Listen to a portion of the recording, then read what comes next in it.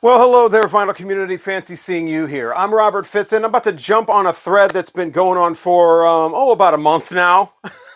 I'm a little late to the party, but it's better to be fashionably late than show up really early, and that gets awkward. Happy Hippy, the vinyl guy, started this, so check out his channel. This is basically a wish list for the new year. So these are 10 things that you'd like to see happen with either vinyl releases or some sort of trend with the vinyl community. Just it's kind of wide open at this point. So many people have done this. So I thought I'd jump in with mine about 10 things that you wish to see vinyl community or vinyl music related for 2023. Number one, how about this? This is kind of a different idea. How about album artwork sales, where you just have the cover for sales? Now, I know you can go on certain places and just buy the covers of albums, but most of those places, the cover is just as expensive almost as the album. It's like $2 cheaper, so why not just buy a whole new copy of the record? What I'm talking about is actually companies manufacturing just covers for like, I don't know, $3 or something. And if you've got a ruined cover, then you can just replace it with a new cover if the vinyl is great. Now, I've got a lot of instances like this because I had this cat that decided that the record collection here was also a scratch pad. So he would just walk up and do a little scratching. And it was like a week before I realized this was going on. So a lot of my spines are absolutely shot, as you can see here. Yes, with the White Lion big game. No, not White Lion. Yes, White Lion. Ruined spined, but you can see the cover's in great condition. The vinyl itself is in excellent condition, but when it's in the collection, this is all you see. So it looks like I have these totally wrecked records, but really it's just the spines of a lot of them. They're kind of spread out now since I've added things to the collection. But he got in certain sections and would just go crazy, and it ended up like that. So if I could get just a cover of this and replace it for like $3, $2, whatever, that would be great. I don't know how much it takes just to manufacture a cover, but I know it doesn't take like $8, which is what I've seen covers sell or try to be sold for at like record conventions and whatever. So yeah, nobody's going to pay that. How about $2 or $3 for a replacement cover? That would be great. I could replace some of these absolutely trashed spines. Okay, number two, poly sleeves. Here's something I don't understand. Why are there reissues coming with these fake inner sleeves that serve no purpose other than to be like a replica of the original inner sleeve? And, they don't have the record in there because it's made out of paper, so it comes with a polyline sleeve. Now, I think it's great that these reissues come with a polyline sleeve, but what I don't understand is why don't you just make this polylined? Why have a whole different sleeve and then this is kind of useless? And then sometimes they'll just make this a piece of paper. Why do I have a fake sleeve in here? It's just the most ridiculous thing. I mean, can't they make these polylined? Can't they put like, either run the polyline through a printer, I guess, that it won't work if it's polylined? Why not just put the poly in there later? I mean, it's 2022. They can't come up with the technology to do that. I never understood fake inner sleeves and then you get a polyline sleeve. Of course, you do have the worst situation where the record just comes in the polyline sleeve and then it's all scuffed up and has the paper pieces in it and all that kind of stuff. So I definitely appreciate the polyline sleeve. But why not just make the original sleeve polyline? There are some older releases that have that, so why not just do that? I don't understand that. Maybe that'll come back. Okay, number three, can we stop with the bastardized artwork for new kind of offshoot releases? I've been noticing this with, like, the first one I noticed was David Bowie redoing the Heroes album and then making it a new album called The Next Day. Come up with some new artwork. Did the same thing with the Green Day release for a Record Store Day thing, or I don't know, concert or something. Did the same thing with Willie Nelson, Red-Headed Stranger Live. Just, took the original Red-Headed Stranger artwork and added to it. Just come up with some new artwork. Let's not be quite that lazy. It's a little over the top lazy. Number four, hopefully in 2023, the vinyl bubble will burst. And people who are just buying vinyl records because it's hip, they don't even play them. I just play them once or don't even play them at all. Just, oh my God, I got this vinyl record. Hopefully that'll stop and it'll just go back to people who love music, who love listening to music on records. No matter what age they are, they could be 12 years old, they could be 75 years old. I'm not an ageist. I don't do that. But I would just like the people who are just buying records just to have a record collection because it's cool. Hopefully that'll fade out. Something else will become cool, like, I don't know, buying pet rocks or something, and then the vinyl prices can come back down. I remember when I was playing this earlier today, I got this for $1. I remember back in the day, I got an original monophonic Grateful Dead for $1. And I used to get all kinds of stuff like that. I didn't get a lot of stuff because, you know, back then it was like CDs were the thing. And the only reason you would have a vinyl, keep the vinyl, was because, you know, it was different smell. Like this is the monophonic one. So that's why I kept this all these years. I wish I would have kept it all. But yeah, traded a lot of it in and got the CD or whatever. But yeah, I got this for $1. And this wasn't uncommon to find stuff like that either. This is probably like, I don't know, $50 record now. But can we, you know, I've done enough videos about bringing down the prices. Can we, I think for 2023, if I just had a wish, it would be that people would find something else to collect besides vinyl records, and the prices would start going down. And people are like, you know what's ruining these prices is Discogs, because everybody is going by the highest price ever sold on Discogs, and they're selling their records, trying to sell their records for that price, right? And usually when I see like the highest price on Discogs ever sold, I usually assume that means the record was sealed, or maybe it was autographed or something. Let me tell you something. You've underestimated these people. I've seen examples now of the lowest price for sale of some beat-up copy is even higher than the highest version ever sold. So they're even getting more ridiculous with it. Let's bring down those prices, people, any way we can. But I will say this, number 6, these record Walmart, $15 sale. Let's see some more of that. More insane record sales where you just walk in and everything's $15, including double albums. Double albums for $15. I saw so many albums at Walmart that I would have bought if I didn't already have them. That was the problem. I'd already paid top dollar. That was kind of depressing to see, but I love the fact that every record was like $15, double albums included. Target's got something going on now where it's buy 2, get 1 free. Record stores, I don't know how you're going to do it, but you'll have to step it up, because I know you don't have the overhead, you know, you don't have the bulk thing going on that Walmart and Target have, but going to have to do something. Bring down the prices of used ones or something to compete, because everybody's just going to be going to Walmart if they keep having these wild sales. But I am all about the $15 vinyl, including 2 LP sets, brand new records. And of course it's Walmart, so a lot of them are Walmart exclusives, like this one from Van Halen, where not only do you get the record, but you get a backstage pass replica.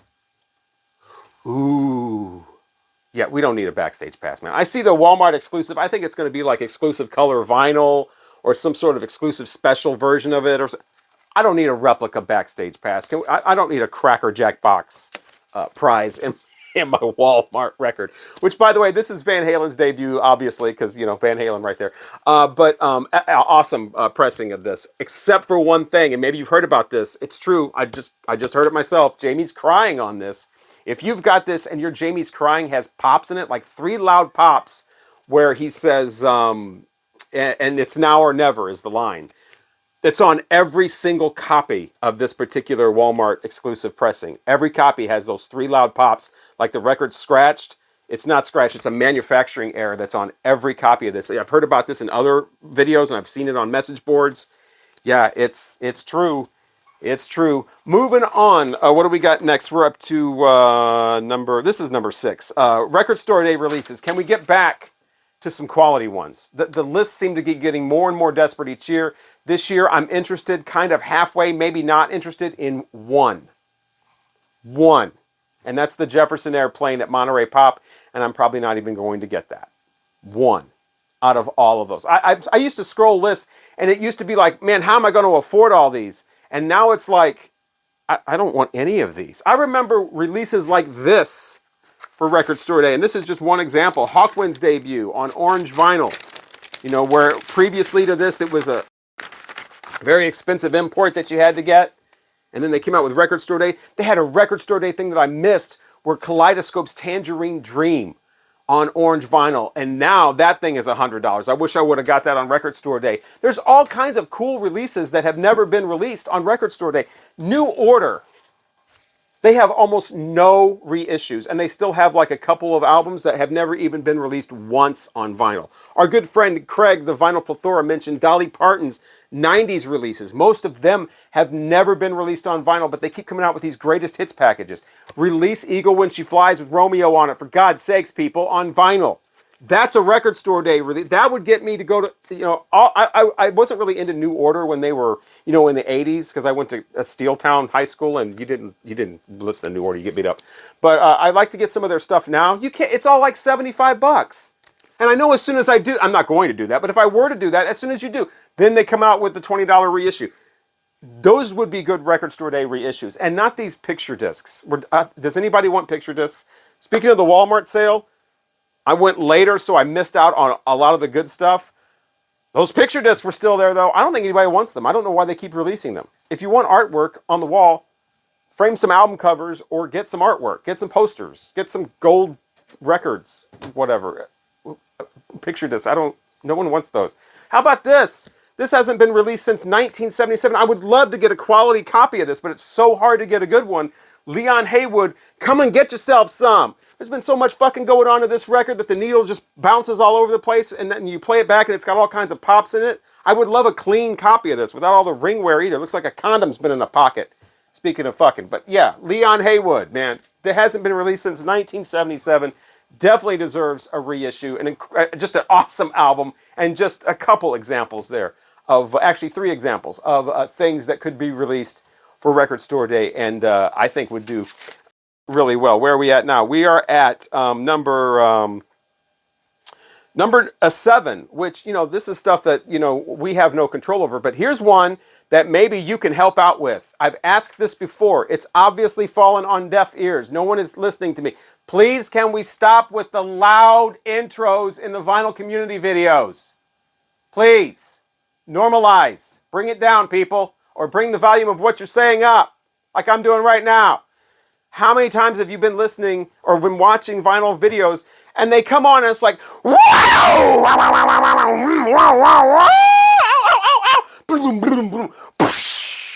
the Vinyl Man, or some craziness. Blasting your speakers out. I'm watching these things at 2 o'clock in the morning. The cats are waking up, going into the room going, what in the fuck, dude?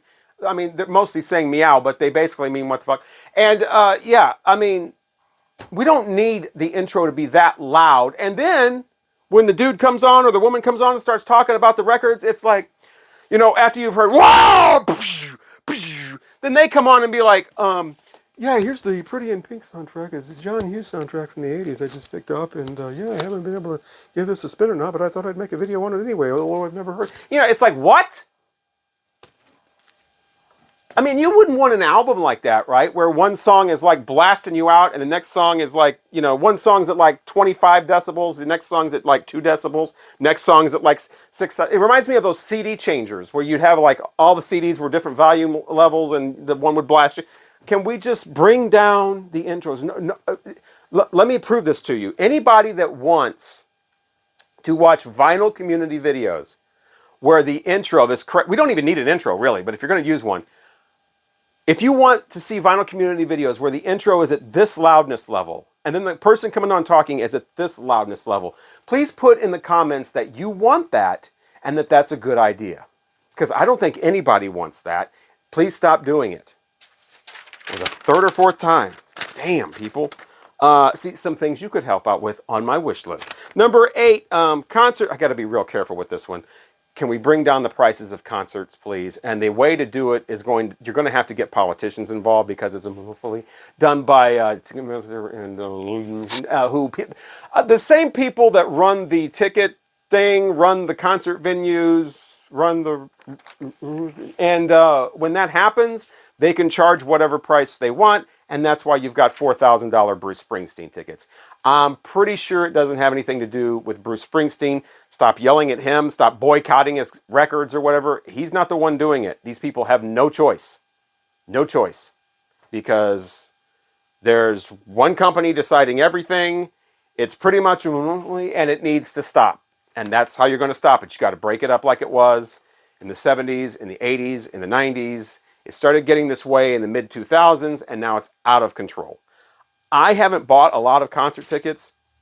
I used to go to concerts all the time, but working in radio, that was one of the perks. I got to go to a lot of concerts for free, and I never really paid attention to how much the prices were. $4,000 for a concert ticket, that's beyond the pale. That's just stupid. That's not even funny. That's just stupid. And again, it's not the artists. It is not the artists charging those prices. It'll have to be a politician or two involved in getting this to stop. Let's just say that. I haven't even been to a concert since the pandemic. I have really no interest anymore in seeing a lot of the big stadium acts that are way past their prime and have, it's only the original tambourine player left, and that's it. If I go to a concert now, it would be more of like an intimate thing from just a band maybe I don't know too much about that just came out, or some really kind of low-key thing. That's the kind of... I'm also older. That's the kind of concert I want to go to now. I don't want to go to an Iron Maiden concert so I can hear Bruce Dickinson complain about people smoking pot in the audience, because that's where we are now with Iron Maiden. So yeah, I'd rather keep my memories of the good old days there. Okay, so we're on to number 9, my wish list. Here's where... Okay, the Carpenters. Now, I mean, the Carpenters are okay. I'm more familiar with their singles, their hits. Heard those over the years. They're great. I just heard this Carpenters album recently, and I think I now know the reason why a lot of people used to make fun of the Carpenters. The Carpenters are always coming out, or their estate or whoever, coming out with these repackaged, the same songs over and over again. Greatest hits, gold, best hits, the best of the Carpenters, essential Carpenters, Here's an idea. Why not do a remix? I'm definitely not into remixes usually, but I think here it could work. Can we just mix Richard Carpenter's solo stuff out completely when he sings? There's this perfect example on here, that song "We've Only Just Begun." You've got Karen Carpenter coming on with her beautiful voice. I'm not even going to try to imitate Karen Carpenter, but you know how she sounds. She comes on here with her beautiful voice, beautiful song, right? Unfortunately written by Paul Williams as a commercial ad, but that's a different story. But yeah, Karen Carpenter, amazing talent there. And then Richard Carpenter comes on, and yes, we just begun, with this interdental lisp that is absurd. The dude, I looked it up. The dude is 24 years old here and sounds like a 9-year-old boy version of Cindy Brady. It's really kind of inexcusable for this to be on a major label, singing like that. He's got a solo song on here. I Kept On Loving You. I think that's the one. Yeah, I Kept On Loving You, his solo song on here, where he goes from having an interdental lisp to just a dentalized lisp, where instead of going the S's with the TH, he just starts dropping S's altogether. There's no S sound at all. If you've got a speech impediment, maybe just stick to arranging and playing the piano. I used to teach broadcasting at a school, and I would help people with, how to learn how to speak basically properly, and believe it or not. And yeah, if you've got a huge lisp like that, maybe he worked it out later on, but I think it would do really well, especially in songs like We've Only Just Begun, if we could just mute out Richard Carpenter altogether and basically make it a solo Karen Carpenter album, which I don't think has been done before. So a great solo Karen Carpenter album, that'd be beautiful. We don't need... Then yes, we just begun. God, it's like fingernails on a chalkboard. Why would you... Anyway. What was that? 9? I think we're on to 10, which is the question that's the same for everyone.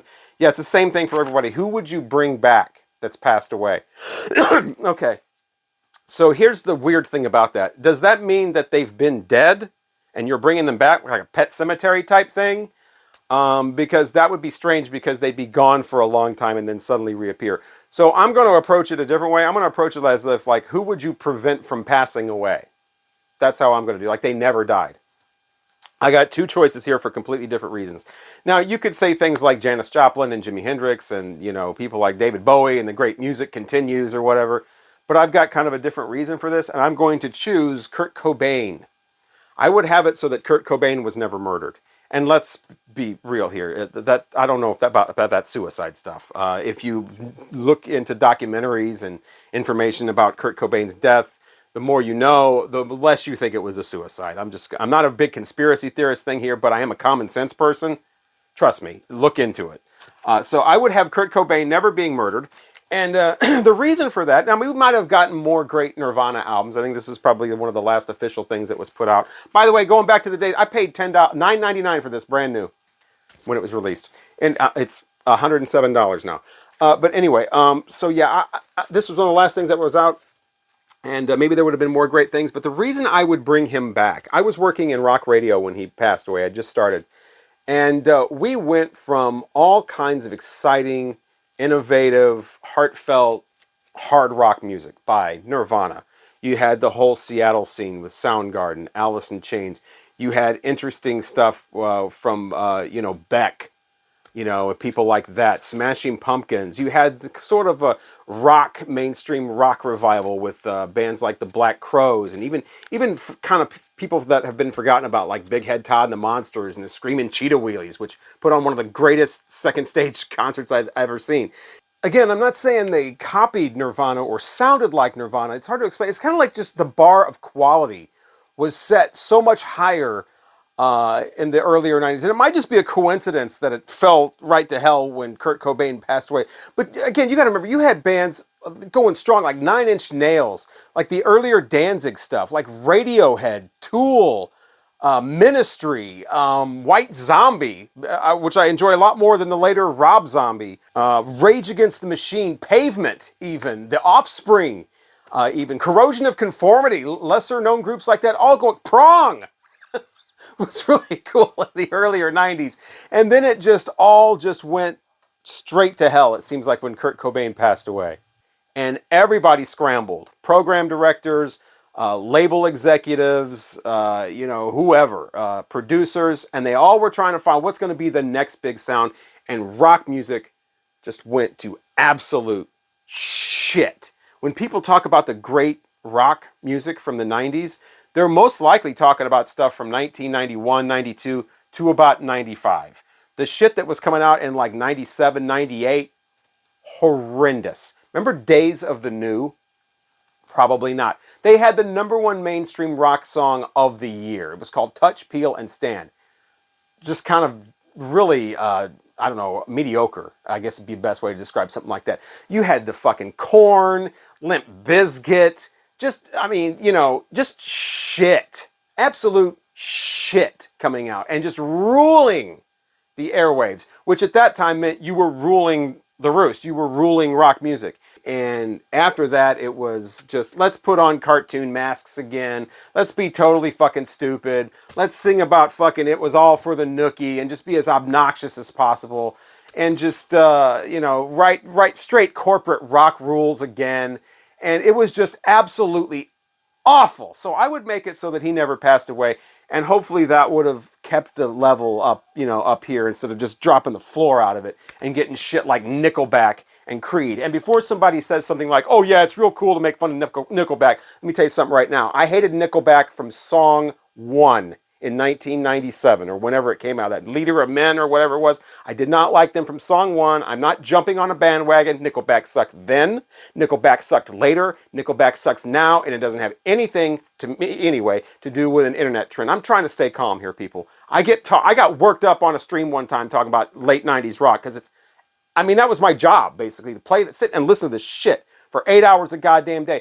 And it was awful, especially when you compare it to everything that came before it, like 92, 93, 94, 91. My God, we just went right back to 1988 without the Hairspray, pretty much. And it sucked. So I would bring Kurt Cobain back. I would make it so that Freddie Mercury never passed away for a totally different reason. I don't think we would have got a bunch of great Queen music because they were pretty much done, for me at least, after the works. 1983, 84, 85. I don't really care too much about Queen after that. But I would have loved to see Freddie Mercury exist in a time when homosexuality was a lot more, as far as the general public, a lot more accepted.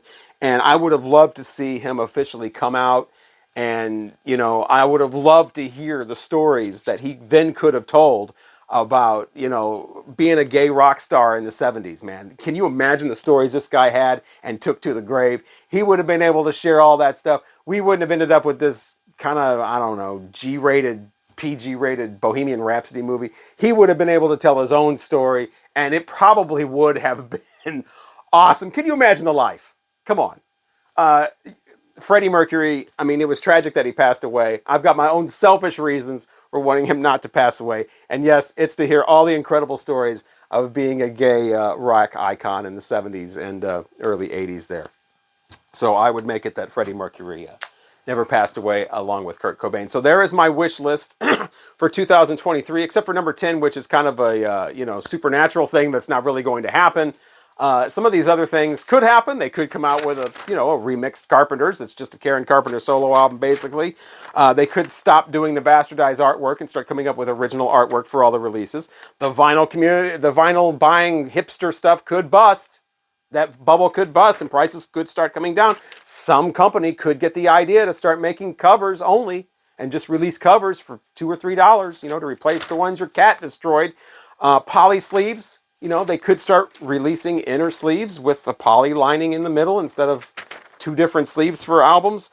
Loud intros, that's not going to happen. People are going to keep all those stupid loud intros on the things, and then the content comes on, and that's not going to be fixed. People don't listen to me. But yeah, hopefully some of these things at least will happen. I'm Robert Fifth, and thanks for listening to my 10 wish lists for 2023. Thanks to the Happy Hippy Vinyl Guy for coming up with this list, because I've seen a few videos. I'm going to watch some more. Hopefully I didn't copy anybody's ideas, because I didn't try to or anything. But I've still got some to watch. It's a great idea to do this kind of like a wish list, going from things that could happen to things ain't no way going to happen, all over the place. So thanks again for watching. Please consider liking the video if you liked it. Please consider subscribing if you have not done that yet. And the vinyl community, keep all the great threads coming, the great ideas coming, and the great vinyl community videos coming. Thanks again.